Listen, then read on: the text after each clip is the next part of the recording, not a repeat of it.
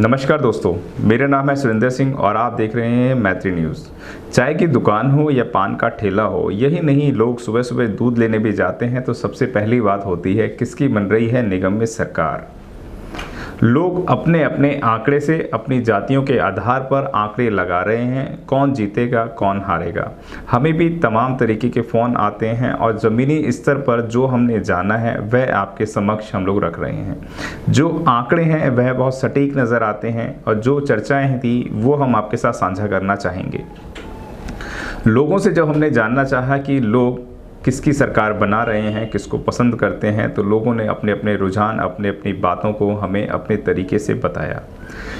इन चर्चाओं में कई बार गर्मा गर्मी भी हुई, लोगों की आपस में तीखी नोक झोंक भी हुई। जिससे सरकार बना के बैठे थे, कसम खाई थी मैं गाड़ी नहीं लूंगा, बंगला नहीं लूंगा। अब बंगले में 18 पानी के स्विमिंग पूल बन रहे हैं, लेकिन कोई नतीजा नहीं निकलता। लोग अपनी अपनी बात को सर्वश्रेष्ठ रख रहे हैं और यही बोल रहे हैं कि हमारा नेता जीत रहा है, हमारा नेता जीत रहा है। आज हम आपको वही बताएंगे कि किसकी बन रही है निगम में सरकार। और भजनपुर वार्ड, जिस पर पूरी दिल्ली की नज़र है, जो बहुत मजबूत सीटों में से अपने आप में सीट नज़र आती है, जिसके अंदर आप यहाँ पर देखेंगे जो सबसे पहले हैं रेखा रानी, जो पूर्व निगम पार्षद भी रह चुकी हैं, जिन्होंने बहुत अच्छे कार्य करे हैं, जो अपने व्यवहार और अपने काम से जानी जाती हैं। दूसरे चेहरे पे नज़र आते हैं ठाकुर विनोद जायस, जो कांग्रेस से उम्मीदवार थे, लेकिन उनका टिकट कटने के बाद वह बहुजन समाज पार्टी जिन्होंने ज्वाइन करी।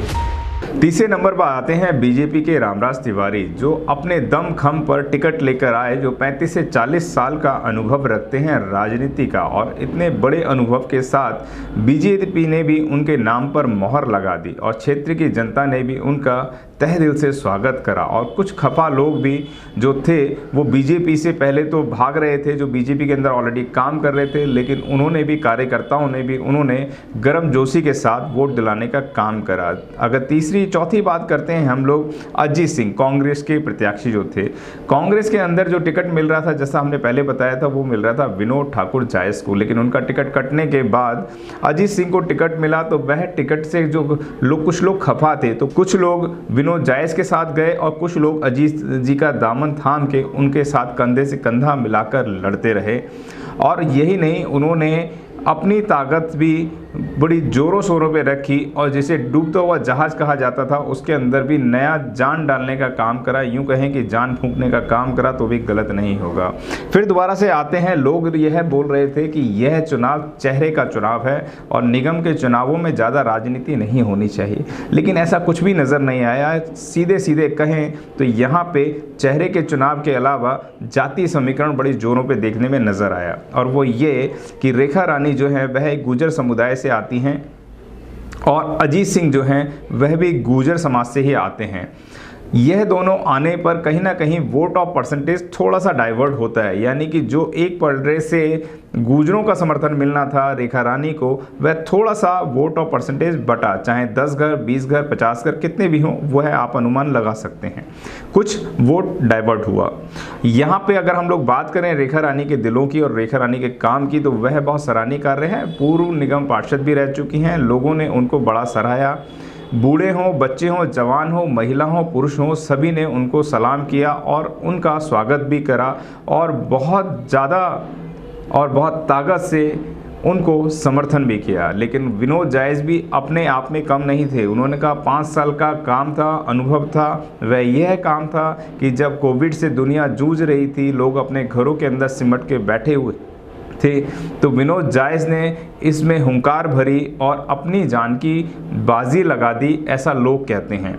यानी कि अपने आप को भी कोरोना हो गया, यहाँ तक बताया जाता है उनके बच्चों को, परिवार को, महिलाओं, उनके घर की महिलाओं तक को भी कोरोना से पीड़ित होना पड़ा।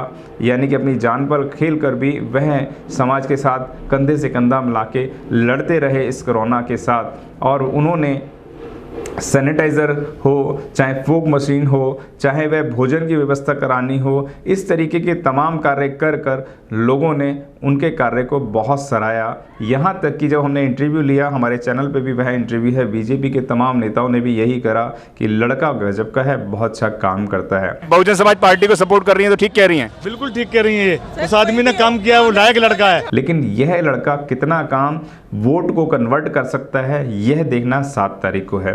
बात करते हैं रामराज तिवारी की, जो उनको ब्राह्मण समाज का तो वोट मिला ही मिला, लेकिन तिवारी समाज का भी वोट मिला, गढ़वाली समाज का भी वोट मिला और जातीय समीकरण यहाँ पर जोरों से देखने में नजर आया। ठाकुर समाज का वोट कहीं ना कहीं ज़्यादा बढ़ चढ़ कर हिस्से में जो था वह ठाकुर को ही गया। और अगर बात करते हैं रेखा रानी की, तो मुस्लिम समुदाय के वोट के अंदर अच्छी खासी सेक लगाने का काम करा रेखा रानी ने। अजीत सिंह ने अपनी ताकत, जबकि ये तीनों प्रत्याशी जब मैदान में उतर चुके थे, तो अजीत सिंह को अपनी ज़मीन थोड़ी सी कम नज़र आई। उसका कारण था कि जितने वादे थे लोग पहले ही कर चुके थे, तो उनके हिस्से में थोड़े वादे कम आए, तो लोगों ने उनको उसी तरीके से वोट बैंक भी करा। लेकिन कांग्रेस के जो लोग नाराज हो गए थे या देख रहे थे कांग्रेस का दमखम कुछ कम नज़र आ रहा है, लेकिन अजीत सिंह ने पूरी ताकत से, पूरी गर्मजोशी के साथ उन्होंने क्षेत्र में उतरे और क्षेत्र में जो लोग कांग्रेस से खफा थे उनको भी मनाने का काम करा और पूरी ताकत से कांग्रेस की बढ़ चढ़कर रैली करी। जो लोग ये देख रहे थे कि कांग्रेस कहीं नज़र नहीं आती है, ज़मीनी स्तर पर उन्होंने पूरा दबदबा ज़मीनी स्तर पर बना दिया। लेकिन यह भी बात है कि जो वोट बैंक है वह कितना कन्वर्ट हो पाता है, क्योंकि वोट परसेंटेज जहाँ तक है, बीजेपी को भी मुस्लिम समाज ने वोट देने का वादा करा और यही नहीं, उनका मान सम्मान और शॉल के माध्यम से भी उनका स्वागत करा। अब समझने वाली बात यहाँ पर यह है, और जो वीडियो ये लोग देख रहे हैं वो इसलिए देख रहे हैं कि किसकी बनेगी निगम में सरकार। विषय वही है, मुद्दा वही है, लेकिन लोगों को आकलन करना होगा और समझना पड़ेगा यह समीकरण कहीं ना कहीं विनोद जायस और रेखा रानी के बीच में सिमट कर नजर आता है। लेकिन इन दोनों की लड़ाई के अंदर रामराज भी हो सकते हैं, अपने आप को विजयी घोषित कर सकते हैं और निगम के मजबूत दावेदार भी हो सकते हैं। तो यह थी दोस्तों हमारी वीडियो, और हमारा जो लोगों का सर्वे था वह यह था कि किस तरीके से जो सरकार बन रही है निगम के अंदर, वह हमने आपको बताया कि कहीं ना कहीं ये तीनों प्रत्याशी आपस में तिकोणिया मुकाबला करते हुए नज़र आ रहे हैं। और इन दोनों की लड़ाई के अंदर अगर रामराज जी अपनी सरकार बना लेते हैं तो कोई कोताही नहीं होगी, क्योंकि दो लोगों की लड़ाई में अधिकांश तीसरे लोग फ़ायदा उठा ही लेते हैं। और उसका कारण भी है कि जो कैडराइज वोट है वो बहुत स्ट्रॉन्ग वोट था जो बीजेपी का था, लेकिन कैडर की अगर बात करें तो बहुजन समाज का जो वोट है बीएसपी का, वो भी बहुत स्ट्रॉन्ग वोट था। कहीं ना कहीं बहुजन समाज की जो टिकट मिली है उस पर भी बहुत मजबूती से जो वोटर होता है वह बसपा का वोटर भी बहुत स्ट्रॉन्ग वोटर माना जाता है। और बीजेपी और आरएसएस को अगर कोई चुनौती दे सकता है तो वो बहुजन समाज पार्टी है जो टक्कर दे सकती है। बीएसपी एक ऐसी पार्टी है जिसका वोट बैंक बहुत स्ट्रॉन्ग है, और आरएसएस को और बीजेपी को जो डर रहता है वो इसी वोट से डर रहता है।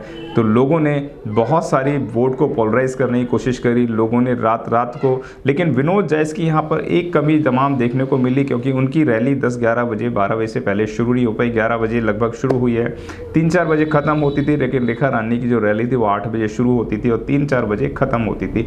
यानी कि जो जनता को ज़्यादा जोड़ने का काम कर पाए हैं वह कहीं ना कहीं जो है वह रेखा रानी आम आदमी पार्टी कर पाई है। और विनोद जायस ने भी कसर नहीं छोड़ी। वो कहते हैं देर आए दुरुस्त है। जब भी उन्होंने देर से कार्य शुरू करा लेकिन बड़ी ताकत से शुरू करा, 2 घंटे लेट तक उन्होंने पूरी ताकत से झोंकने का काम करा। लेकिन जो टीम की बात करें वह टीम कहीं ना कहीं रेखा रानी की मजबूत नज़र आई। आईटी सेल उनका कहीं ज़्यादा मजबूत नज़र आया।